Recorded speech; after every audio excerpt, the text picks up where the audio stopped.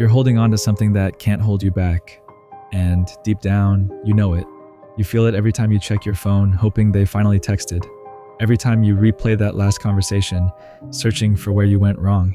Every time you tell yourself, if I just wait a little longer, love a little harder, prove myself a little more, they'll choose me. But they won't, because what you're holding on to isn't alive anymore. That connection, that hope, that version of them you fell for, it's gone. Maybe it's been gone for months, maybe even years, but you're still carrying it, still gripping it with both hands, as if refusing to let go could somehow bring it back to life. And while you're doing that, everything that's actually meant for you, everything real that's trying to reach you, can't, because your hands are full of what used to be, full of what will never be again, full of someone who isn't even thinking about you. And if this message found you right now, it's not by accident. It means you're finally ready to hear something that can change everything. Detachment isn't about losing what you have. It's about releasing what you never truly had. And the moment your hands are empty, that's when life can finally place something real into them. But first, let's get honest about what you're actually holding. It's not love, it's not loyalty, it's not hope. It's the weight of trying to revive something that already ended. It's that person who texts you when they're bored, but disappears when you need them. That relationship where you're the only one trying.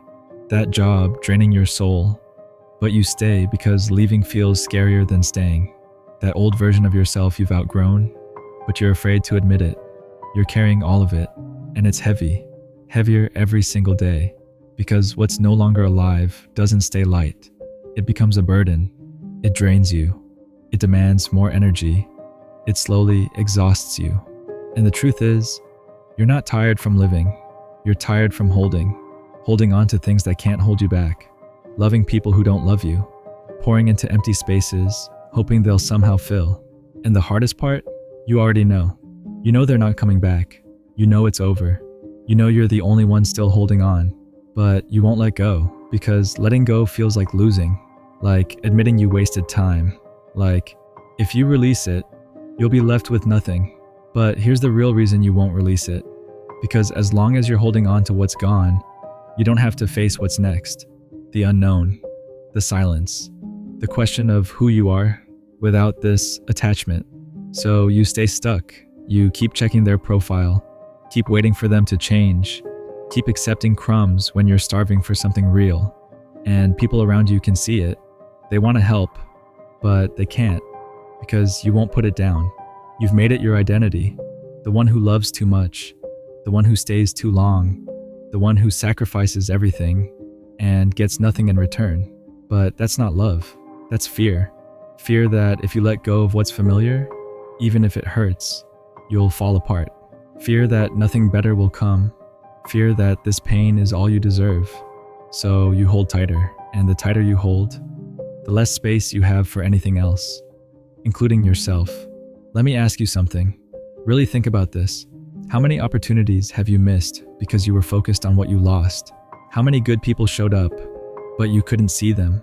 How many peaceful moments did you ruin by replaying pain in your mind?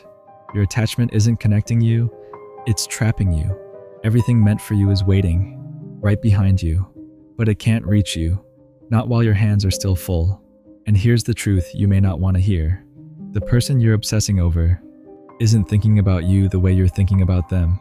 While you're lying awake, analyzing every word, they're sleeping peacefully. While you're rearranging your life to be noticed, they're living theirs without you. While you're holding on to memories, they've already created new ones. And the painful reality, you're in love with a memory, a version of them that may have existed once, but doesn't anymore. A future that only exists in your imagination. Because if they wanted to try, they would. And you holding on doesn't change that. It just keeps you stuck in a story where you're the only one still reading. Here's something most people don't realize, and it quietly shapes the way they live, love, and hold on. Not everyone is meant to stay. Some people enter your life like a season. They arrive with purpose, even if that purpose isn't obvious at first. Sometimes they bring joy. Sometimes they bring chaos. Sometimes they feel like everything you've ever wanted. And sometimes they become everything you never needed. But no matter how they show up, they come to teach you something, to show you your worth, especially when you forget it, to reveal your boundaries, especially when you don't have any, to mirror your wounds, so you can finally see what needs healing. And once that lesson is complete, once their role in your story has been fulfilled, they leave. Not always in the way you expect. Sometimes they walk away physically. Sometimes they stay. But the connection disappears. The conversations feel empty. The energy shifts. What once felt alive slowly fades into something distant and unfamiliar. But either way, their chapter ends. And your responsibility, your growth, is to recognize when that ending has already happened. To stop rereading the same page, hoping the words will somehow change. To stop searching for meaning in something that has already concluded. Because the truth is, you can't start a new chapter while clinging to the last sentence of the old one. You have to close the book. Not because it didn't matter, not because it wasn't real, but because it's finished. And the next chapter, the one filled with better connections, real love, and a kind of peace that doesn't need to be chased, it's waiting, but it cannot begin until you decide it can. Now listen carefully, because this part matters more than you think. Detachment is not a slow process. It's not something that magically happens with time. It's not about waking up one day and suddenly feeling nothing. Detachment is a decision, a powerful, uncomfortable, deeply personal decision. It's a moment, quiet or dramatic, where something inside you finally says, I'm done. Done chasing, done explaining, done hoping for something that keeps proving it won't change. And in that moment, you let go. Not gently, not perfectly, not when you feel completely ready, because you probably won't. You just release. And at first, it feels freeing, like something heavy has been lifted off your chest, like you can finally breathe again, like you've stepped out of a storm that's been following you for too long. But then, almost immediately after, there's a void, an emptiness that echoes. And that emptiness can feel terrifying, because for so long, you've been used to carrying something, even if it hurt, even if it drained you, even if it broke you. It was familiar. So when your hands are suddenly empty, it feels unnatural. It feels like something is missing. And this is where most people turn back. They panic. They second-guess themselves. They reach back down and pick up what they just dropped, because the emptiness feels worse than the weight. But what you have to understand is this. That emptiness isn't your enemy. It's not punishment. It's not proof that you made the wrong choice. It's space. Space you've never had before. Space where healing can begin. Space where clarity can settle.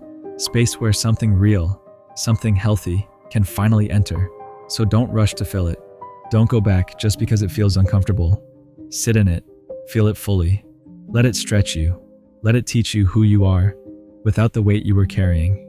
Because eventually, and it may take time, patience, and trust, something real will find you.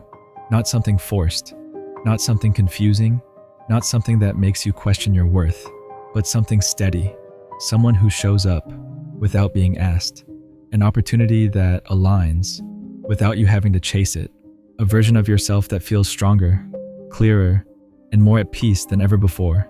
And when it arrives, you'll understand. You'll see why things had to end. You'll feel why you had to let go, because you cannot hold something real while your hands are still gripping something that's already gone. So here's your moment, right here, right now.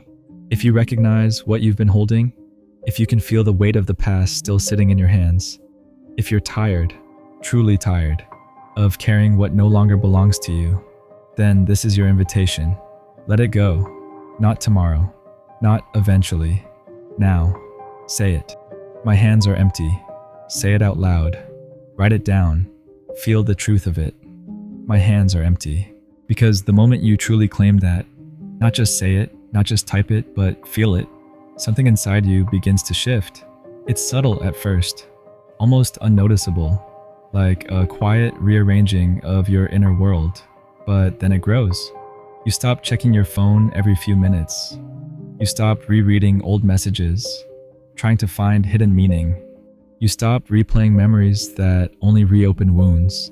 You stop waiting. for what was never coming back. And that changes everything, because waiting keeps you stuck in the past. But the moment you stop waiting, you return to the present. And in the present, you have power. You stop chasing what isn't choosing you. You stop running after people who only walk beside you when it's convenient for them. You stop proving your worth to those who never took the time to see it. And slowly, you begin to understand something deeper. You were never meant to convince someone to love you. Real love doesn't need persuasion. It doesn't require performance. It doesn't ask you to shrink, struggle, or sacrifice your peace just to keep it. So you stop pouring into places that give nothing back. No more emotional investments in empty connections. No more giving your time, energy, and heart to situations that drain you. No more abandoning yourself just to hold on to someone else. And in that space, something powerful happens. You return to yourself. You start listening to your own needs again. You start honoring your own boundaries. You start choosing your own peace over someone else's temporary presence.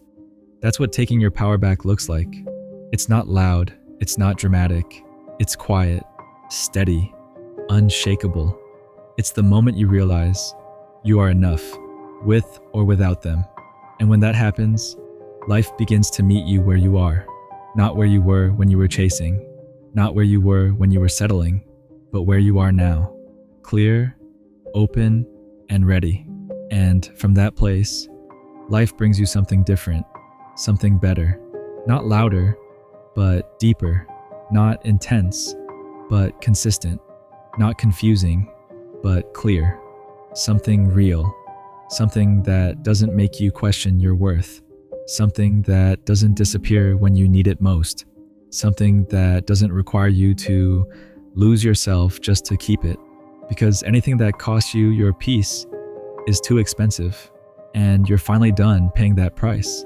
So remember this. Really let it sink in. Life does not replace what you refuse to release.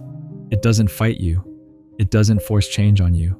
It simply waits, patiently, quietly, consistently, waiting for you to be ready, waiting for the moment you loosen your grip, waiting for the second you decide, I deserve better than this, waiting for your hands to open, because only open hands can receive. So let it fall. Let the past be exactly what it is, the past. Not a place to live in, not a place to return to, just a place you've already been. Let the chapter close, even if it didn't end the way you wanted.